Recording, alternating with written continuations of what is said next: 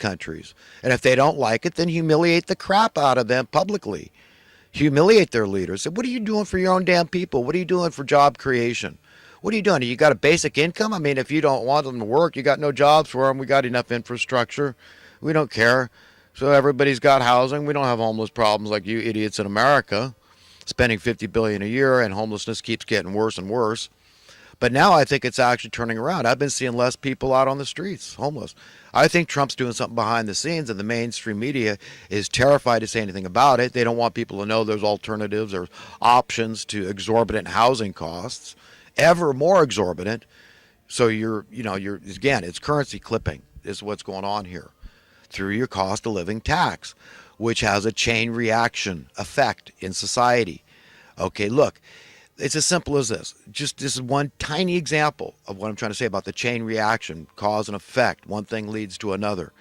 If your mechanic's rent or mortgage costs go up, which we all know, they've been going up and up and up for decades and decades now, and they've been going in leaps and bounds in the last 10, 15 years since the Glass-Steagall Act expired, since Bill Clinton, the biggest traitor in American history, allowed it to expire. And Baby Bush gave the green light to just go out there and just invest like crazy, and that's causing people's cost of living tax to increase. But if your mechanic's tax, if his cost of living tax goes up, inevitably yours has to go up because he's got to charge you more to fix your car. He needs more to pay his rent or his mortgage. I mean, it's a no-brainer.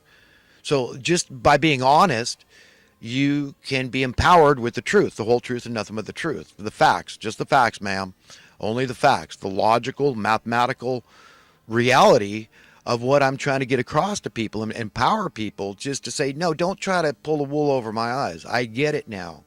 I get how this thing works with these collusive special interest groups that all have an interest in jacking up your cost of living tax. Do you understand? And they're not picking on electronics or automobiles or washing machines or wristwatches or sailboats or jet planes. They can't manipulate those things. We don't need those things to live. You need housing to live. Okay? It's a small miracle that they haven't been able to get away with food. But for whatever reasons, they're very smart, evil genius that are controlling this and manipulating, steering everything. So they know where they can go and where they can't go. And they've had to pick on the housing because it seems innocuous. Well, it's a house. I mean, aren't you lucky to have a house? I mean, you surely will do anything to buy a house, and you will go to college and get a good job, and you will, put your nose to the grindstone and never look back, and you'll get married and have two incomes to whatever it takes. You want that house. But no, they never talk about how we need the house. The mainstream media is utterly remiss on educating the public about these basic facts I'm talking about here. Utterly. And for a reason. Because their executives that are running them and telling them what to parrot in the news, what to talk about, what to focus on, and what to utterly ignore, even though the public would be very interested to know those things, they say, no, we were not talking about those things. Here, focus on this. Their marching orders come from the Bilderberg group types that I'm talking about. They're attending. It's been documented that these executives in the mainstream media, the malevolent stream media, are attending these meetings at Bilderberg. So you understand how profound the manipulation is. These are people in very high positions that are literally creating the policies we all have to live under that they exempt themselves from because, of course, this is how they maintain control. They're willing to do the things that you and I wouldn't do. That's how they keep control. You and I wouldn't sell our souls much, or we wouldn't even compromise our souls or our integrity, our honor, our conscience for anything, much less actually sell our souls. I'm going to turn the fan on a little bit. Starting to get hot here at about 8:19 in the morning now in Northern California. Starting to cook. But so I hope everybody understands why I've spent so long on this issue and try to understand what's going on with this immigration thing. And how this is such a bunch of propaganda coming from that's what it is, propaganda. When they have a slanted story and they're trying to steer people, that's what they've got to do. It's like they're pulling on the helm of a boat and they're saying, no, look over here, look this way. And all of it amounts to division, that we're not unified and we can't come against the real culprits that are manipulating us, causing all our problems, the root cause of all our problems. that all this chain reaction, all these chain reactions, social, political, and economic problems are emanating from, okay, these people. They don't look at us because we don't care if you're a Democrat or Republican. We don't care if you're conservative or liberal. We don't care if you're a capitalist or a socialist. We just want our way, our devilish way. We want you divided. We don't care. We want you at each other's throats. We want you to be irreconcilably divided. Okay? Just focus on that group as being your problem. It's the conservatives. Just focus on that group being your problem. It's all the libtards. Okay? Right? Isn't that it?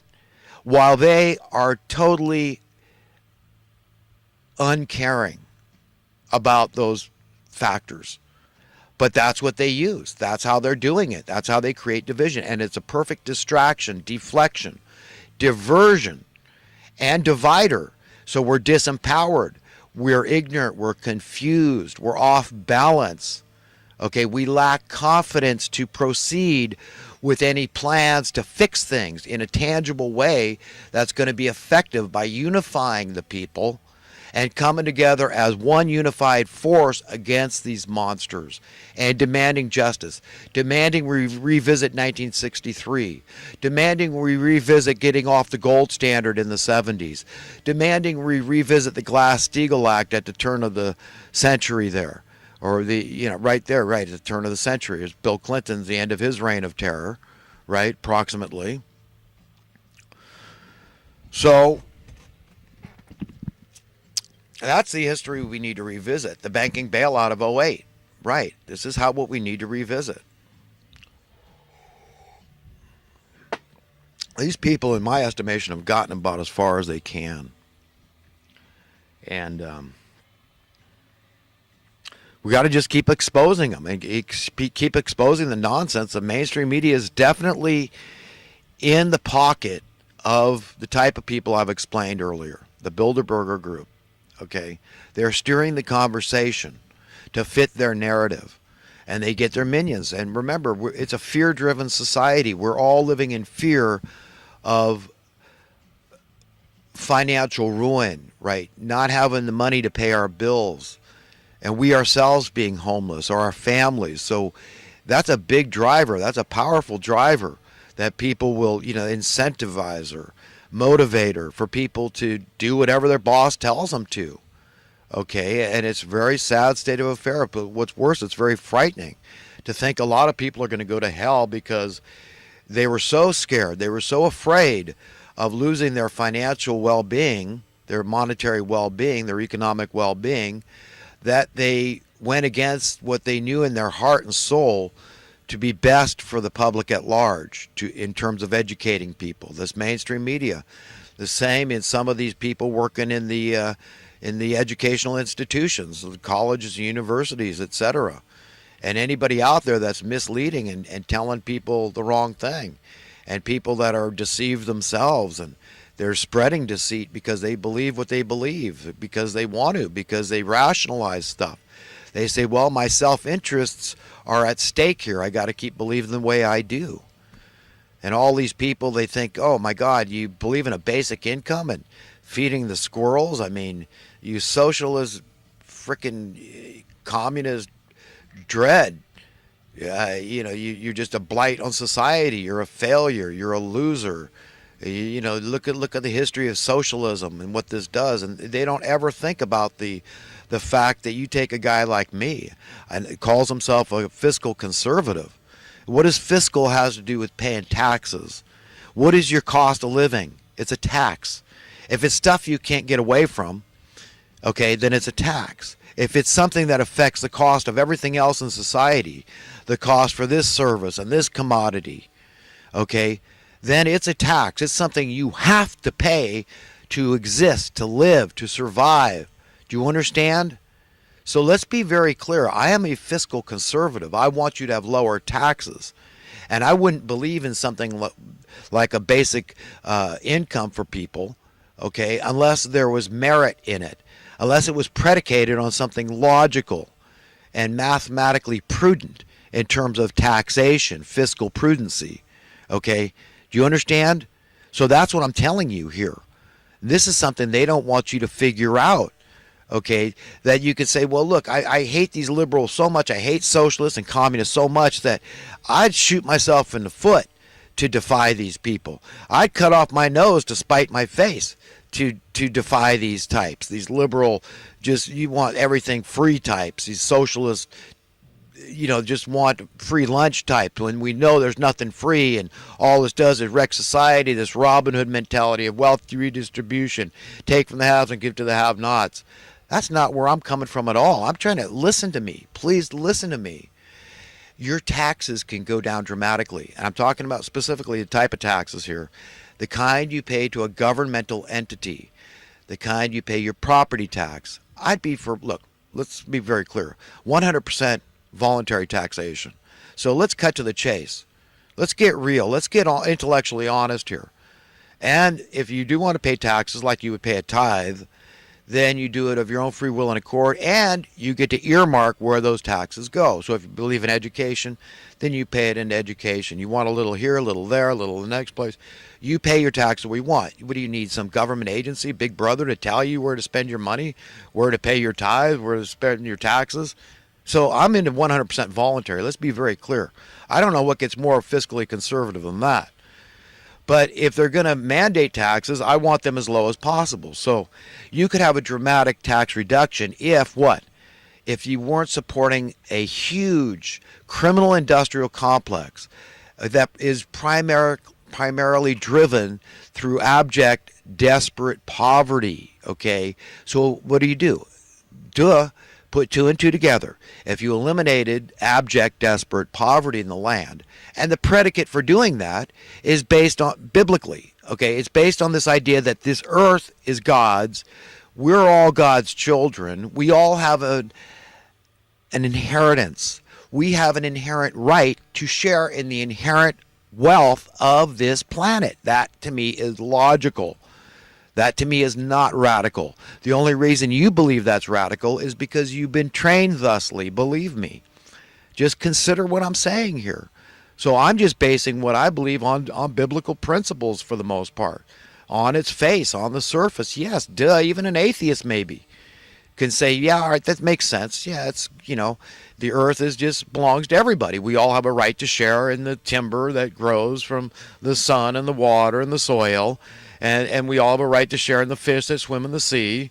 It's all of our ocean to some degree. We're all just passing through. Nobody can own anything in perpetuity, so we're all just using stuff, consuming stuff.